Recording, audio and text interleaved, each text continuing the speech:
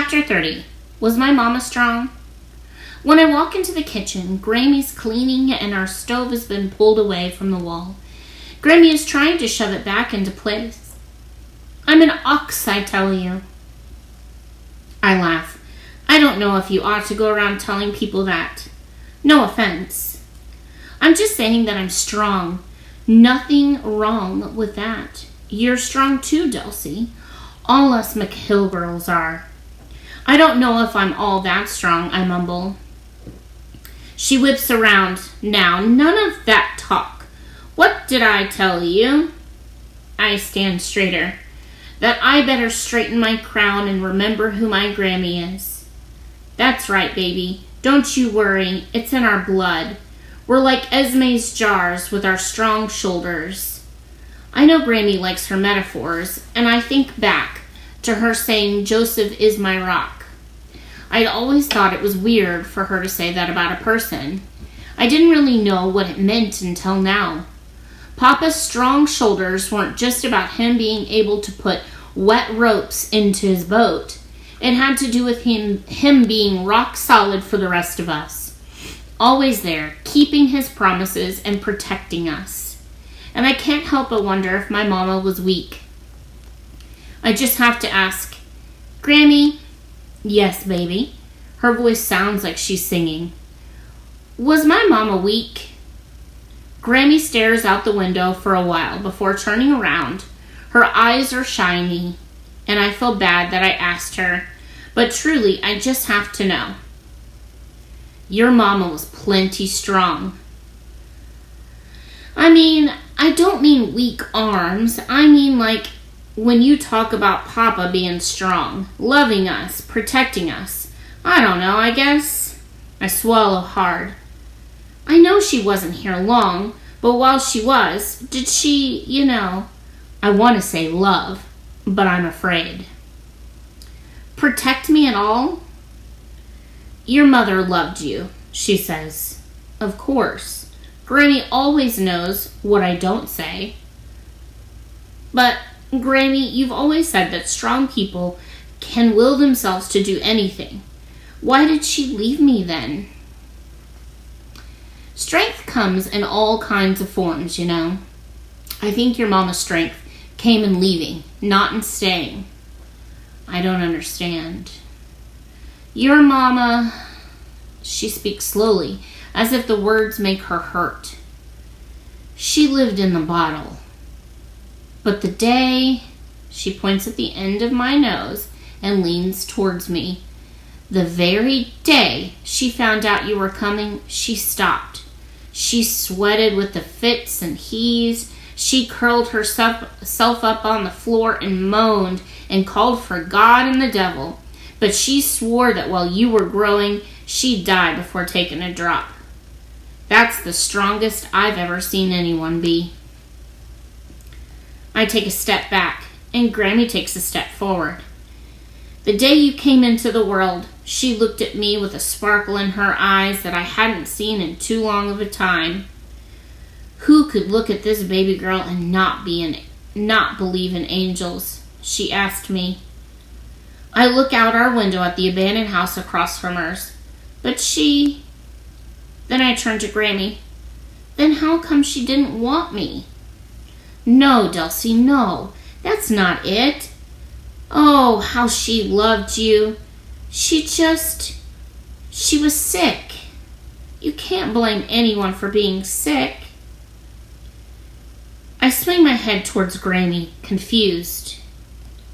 When you came into the world, you never put down for a solid week. When she started drinking and drugging again, it ripped me up. She said you deserved better. She cried like she was dying. Like she didn't want to go, but someone was making her. I don't know what was banging around in that head of hers, but I do know that she left because she loved you, not because she didn't want to be your mother. Don't you wonder where she's gone to? I ask. With every breath, baby. With every breath. Chapter 31. eels for the real. The next morning, I'm surprised to see Ronan walking through our neighborhood, but he isn't coming to see me. He is heading to Henry's house, and he is carrying a plastic box. I spring out the door. "Ronan!" "Hey," he says. "You know if Henry's around?" I shrug, then I turn my head toward the house. "Henry!" I yell. "Jeez," he says. "I could have just knocked." "What's in the box?" I ask. "Something for Henry," he answers. Henry steps onto the porch like it's a deck of the Wheel of Fortune, and on a still-as-glass day, hooking his thumbs in his suspenders, taking a breath, and looking up at the sky. "I love these stormy, windy days. Home with my girls, and now a surprise visit from the two of you." He swings open the door. "Come on in. I think Esme has some tuna sandwiches with your names on them." Ruby stomps. "Hey, I want my name on a sandwich too." Henry laughs. "My Spitfire, your name is on everything." And he winks, making her giggle. We step inside and it's warm. Nice since the day feels like October, then early August. "Take a load off," Henry says to us as he motions toward the couch. Ruby plops herself on the floor, then spreads out on her back like a starfish. So what brings you by?" "I brought you something," Ronan says, holding the box out to Henry. "But you probably shouldn't open it inside." Ruby sits up fast. "Will it bite?" she asks. Ronan laughs. "Yeah, probably." "Cool," she says, drawing out the word. We step outside and Henry opens the plastic box. It's filled with the fastest eels I have ever seen. I crack up laughing. Eels always have that expression, like they just told a joke, and they're waiting for the others to laugh. "Hey!" Henry practically yells. "Nice! Where'd you buy these?" "I didn't buy them. I was up early and went out and I caught them for you because I know you like eels to catch stripers. And I feel awful about losing your pole. I really do. There's no way I can raise that kind of money anytime soon, but I thought these might help you pull in some extra fish." "Thanks, Ronan," Henry says, putting his hand on Ronan's shoulder. "That was thoughtful of you." "I'll pay you back someday. I will, I promise." "It's okay, Ronan. This will cover it for sure. Just one more thing I need from you." Ronan stands tall. "Anything." "I don't want to hear about this pole again. I know you feel bad, but it was a mistake. We all make them, and the best thing we can do is try to make it right. And you have. So enough of this, okay?" Ronan nods. Chapter 32. Outside Looking In. Grammy is going to be late from work, so I sit with my back against Olive's tree, watching Alaska's windows like they are television sets. I watch as Henry and Esme put things on the table to eat. I watch Esme draw her fingertips across Ruby's back as she rushes about. I see Henry laugh, and I'm grateful that I can't hear it. And yet I long to. I hear someone behind me step over the knee-high fence, but I can't take my eyes from the light that wants to both pull me in and lock me out at the same time. I thought Ronan had gone home. "What are you doing back?" I ask. "Isn't your dad going to be mad?" "I somehow doubt it," Olive says, with a bit of a humph tacked to the end. When I turn, she is standing with her hands on her hips, looking up at the top of the tree. "He's been long dead, so I don't imagine he'd be mad at anything. He would be mighty proud, though, of this tree that's been doing all this growing. When I was a girl, he used to cover it in Christmas lights a week before Halloween." She looks at me. "So what are you doing anyway?" "Nothing." "Like your Grammy says, when a person says nothing, it always means something." Then she turns to see what I see and makes another sound. Not like her usual humph, but different. like a mini which is surprising. Olive doesn't ever seem surprised about anything. He worked for General Electric. I look up, wondering what I missed. My father. My father worked for General Electric. And did he ever love this tree? It was and still is the center of our little neighborhood. His company gave him new lights every year because he promised he'd gather up the store owners and invite them over to see how bright the lights really were. And he did. Halloween picnics, November cookouts. By December, he'd be out here in the park grilling burgers with Christmas carols blasting from the house. My mother said she thought he was crazy, but she didn't really. She lets out a slow breath. We all loved it. Her head drops a bit. I do miss them. They were good people. Not huggers or the types to go pieces over loving someone, but good people. She turns to me. You know, some people love plenty, but just can't show it. She continues. Not like... She looks over at the Lasco's house. Esme. That woman has love bubbling over. She wears her affection for people like other people wear jewelry. She noticed that too. Your Grammy, though, she's busy. And she's getting on in years. You'd have to count all the waves in the ocean to know how much Bridget loves you. You're a lucky girl.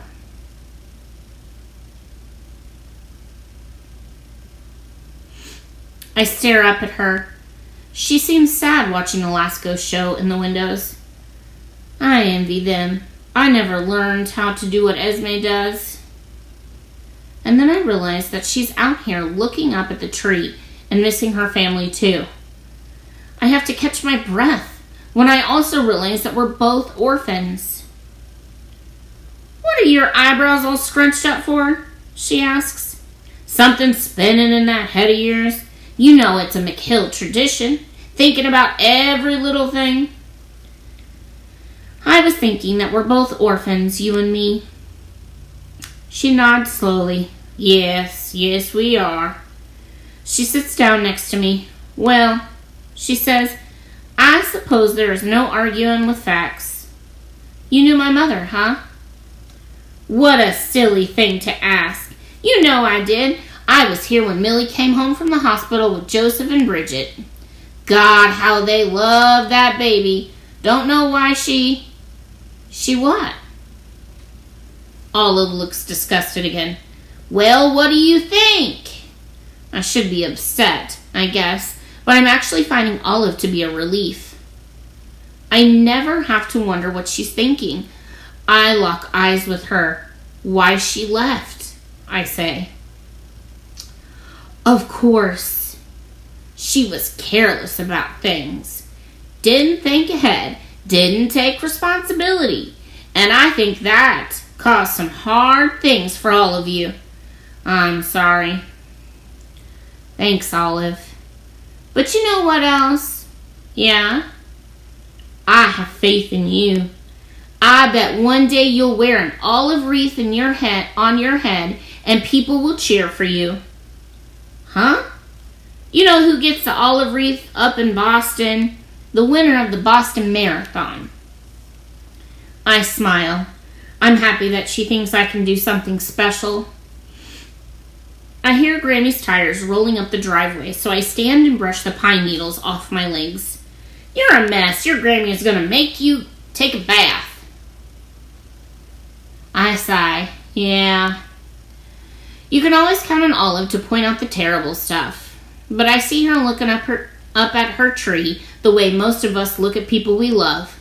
And I get the feeling that she isn't thinking about the tree. She's thinking about her father and their cookouts and the people she misses. I think that when I look at Olive from now on, I'll see a lot of different things.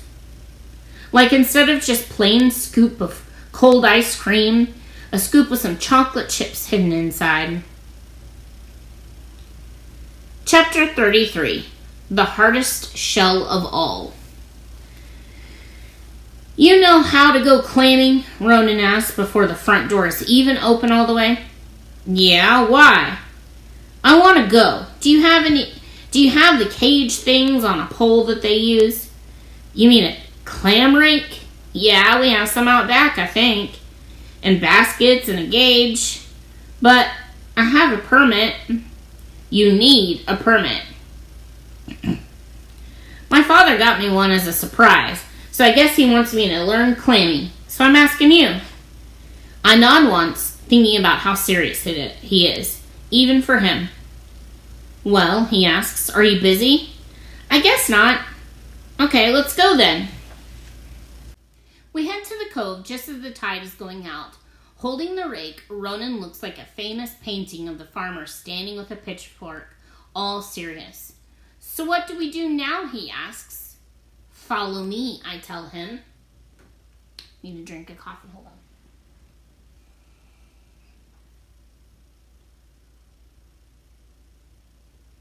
We wade out into the bay. The surface of the ocean separates the two worlds of hot air and cool water. The tide is moving, so the sand whirls around my feet. I stop when the water is up to my knees and turn to Ronan. Okay, I say, pointing to the wire basket with the floatable noodle around the rim, so it sits in the water, tied to me so it won't drift away. This is called the peck. When you catch clams, put them in the basket. Being in the water gives the clams a chance to spit out sand and gunk. They'll be nice and clean by the time they're ready to eat. I hold up the clam rake.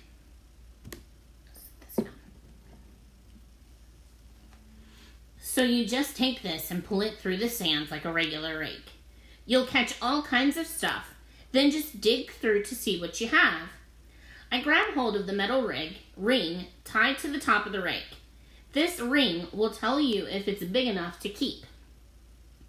I draw the long teeth through the sand, pull up a bunch of things, and dig through what I've got.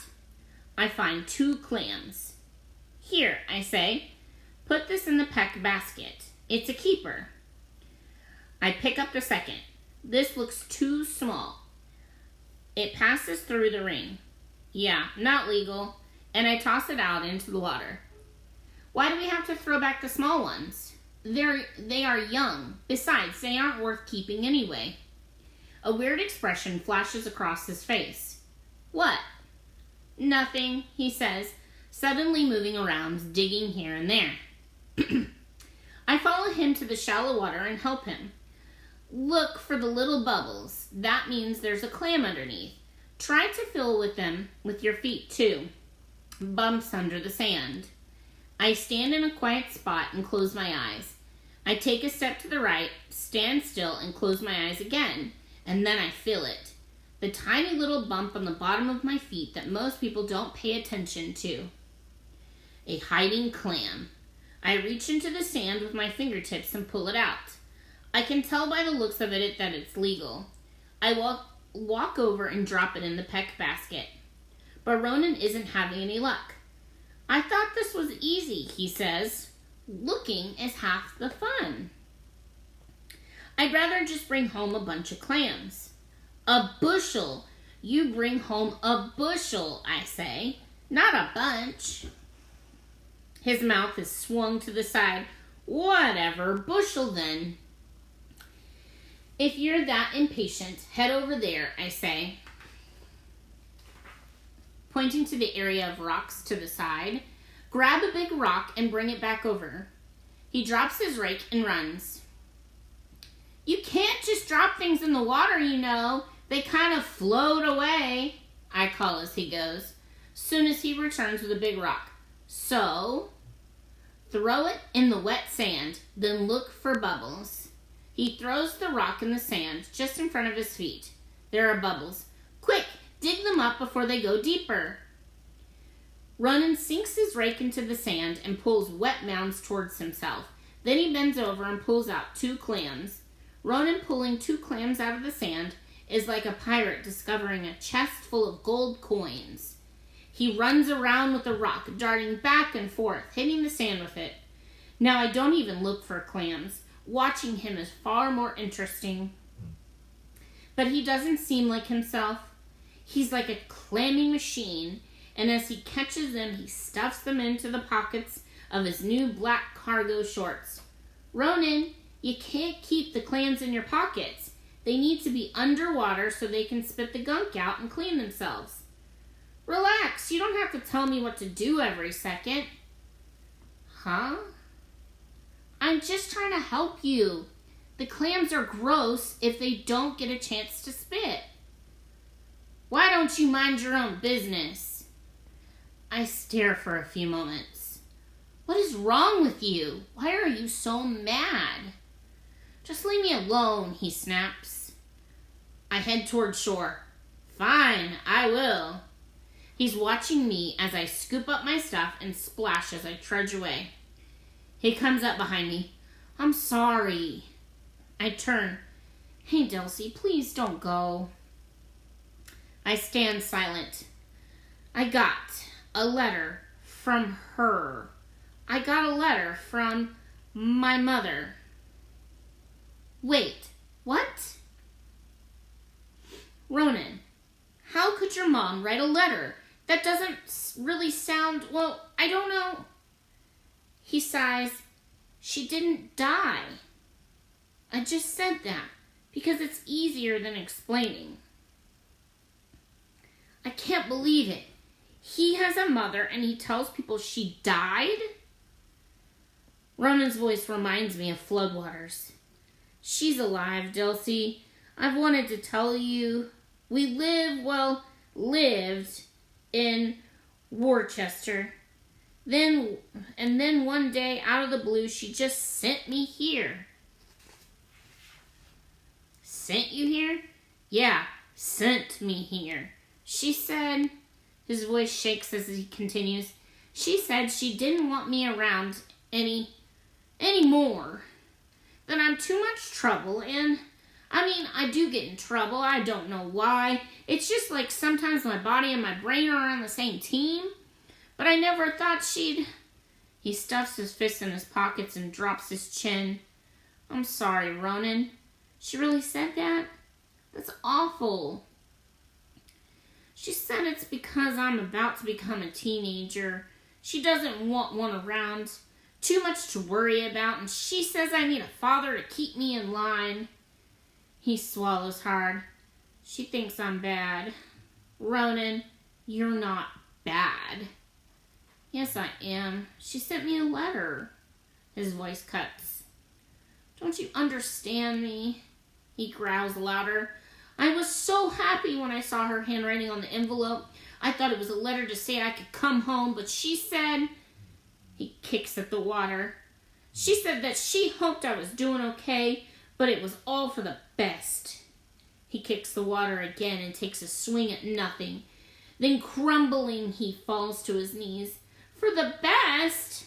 He asks, pressing his arms against his stomach and curling forward. What's for the best even mean anyway? Something in the water gets his attention. He sniffs and stares for several seconds. Finally, he asks, what is that? It looks like an alien helmet. I lean over. That's a horseshoe crab. Cool to actually see one. We find their shells on Seagull Beach all the time. Their shells? Yeah, they shed their shells the way snakes shed their skin. Huh.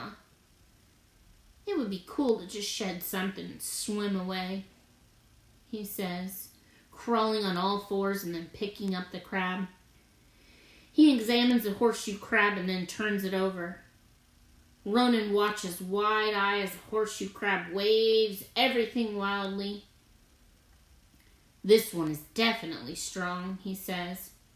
Then it bends into an L shape and points its tail at Ronan. They are one of the oldest animals on Earth, I say, touching one of its legs. They literally swam around with the dinosaurs 450 million years ago. I love this thing. Ronan counts the 12 legs with claws. And what's this?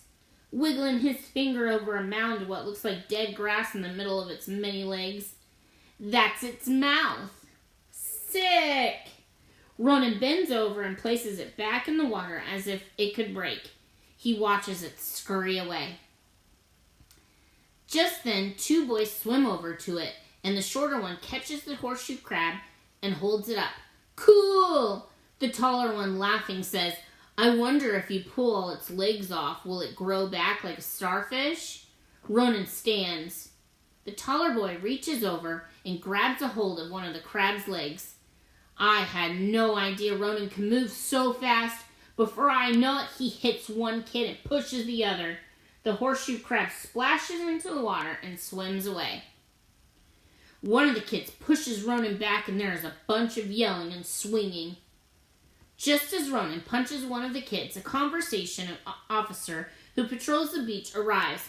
Hey, knock that off, he says as he wades into the water and pulls the kids apart.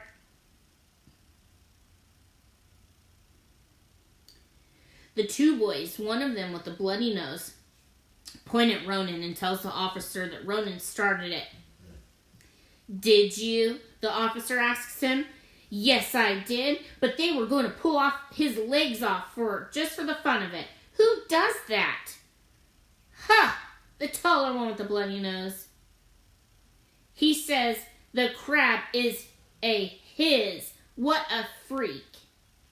The taller boy yells, and who hit someone for just picking up a horseshoe crab?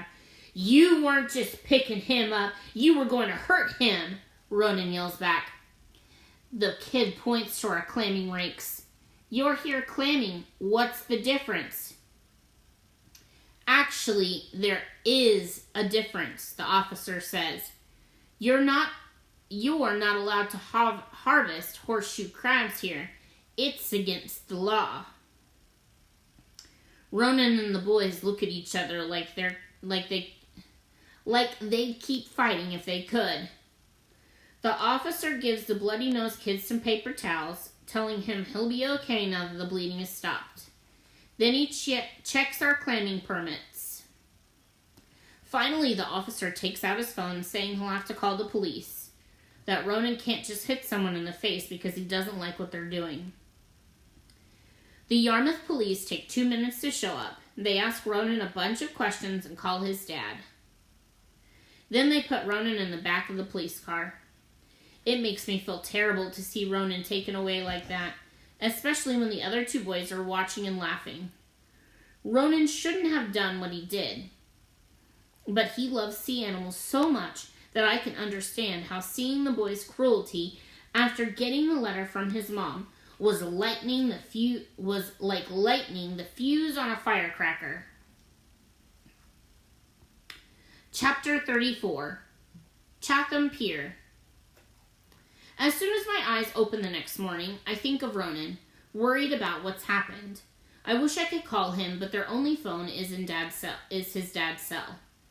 Granny is yelling up the stairs to me, saying it's Lobster Roll Sunday, which is a holiday that Henry made up once where we all go to Chatham Pier for lobster rolls. It's not a fancy place, but it's the best spot on all of the Cape. And it's one on the pier where the reel is moored. Just as Henry, Esme, Ruby, Olive, Granny, and I are ready to pile into Esme's van for the drive, Ruby tells Henry she needs to go to the bathroom. So he takes her back inside. While they're inside, I hear Granny tell Esme that maybe Ruby needs glasses. That makes sense. I think about the way she trips on things and reaches for spots on the floor thinking they're objects. I volunteer to sit in the way back, hoping that I won't have to do much talking. When Ruby tumbles into the seat next to me, I'm not exactly thrilled.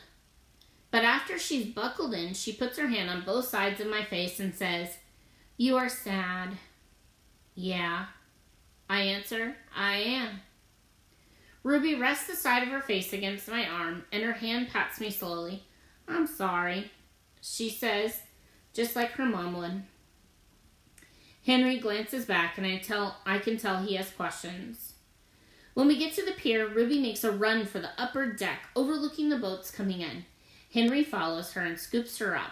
Looking over Chatham Harbor, Ruby squeals, "The reel, Daddy, the reel!" pointing at the multicolored boat in the harbor. "That's right, Spitfire, that's right." I walk down the stairs, drawing my hand lightly along the railing to avoid slivers, and walk out to the end of the pier. It's my favorite spot. When you stand on the edge, you can't see anything but water and sandbars and sky. I stand, but not close to the edge. I close my eyes and smell the boat motors along with skunks. It's one of my favorite smells.